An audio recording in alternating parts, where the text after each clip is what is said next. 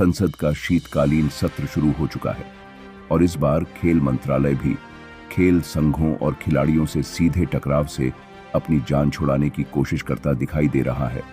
परंतु उसकी यह कोशिश कम से कम इस सत्र में तो कामयाब होती दिखाई नहीं दे रही है।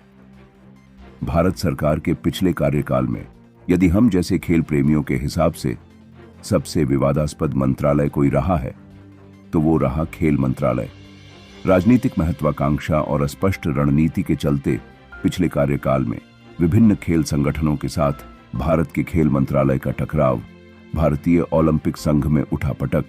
पहलवानों का रोष प्रदर्शन, खिलाड़ियों को अपने हक के लिए कोर्ट कचहरी के चक्करों और अंतर्राष्ट्रीय खेल संघों, चाहे वो अंतर्राष्ट्रीय ओलंपिक संघ रहा हो, शब्द ताइक्वांडो रहा हो, शब्द रेसलिंग फेडरेशन रही हो या ऐसे ही अन्य अंतर्राष्ट्रीय खेल संगठन,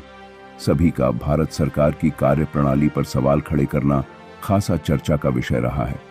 अब भारत सरकार का खेल मंत्रालय सार्वजनिक रूप से हुई अपनी इस छीछाले दर से बचने के लिए किसी मजबूत कवच की तलाश में भटकता हुआ दिखाई दे रहा है। भारत सरकार का खेल मंत्रालय इस प्रकार के मामलों की पुनरावृत्ति से सरकार को बचाए रखने के लिए नेशनल स्पोर्ट्स गवर्नेंस बिल लाने की तैयारी में जुटा हुआ है।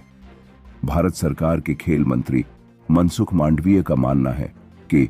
अंतर्राष्ट्रीय खेल संघों से मान्यता प्राप्त खेल संघों के अधिकारों और कार्यशैली में किसी भी प्रकार से इंटरफेयर किए बिना खिलाड़ियों और खेल के हित को सुनिश्चित कर एक स्पोर्ट्स रेगुलेटरी बोर्ड का गठन करना NSGB अर्थात नेशनल स्पोर्ट्स गवर्नेंस बिल का एक अहम हिस्सा है, जिसे सरकार जल्द ही संसद में पेश करने का इरादा रखती है।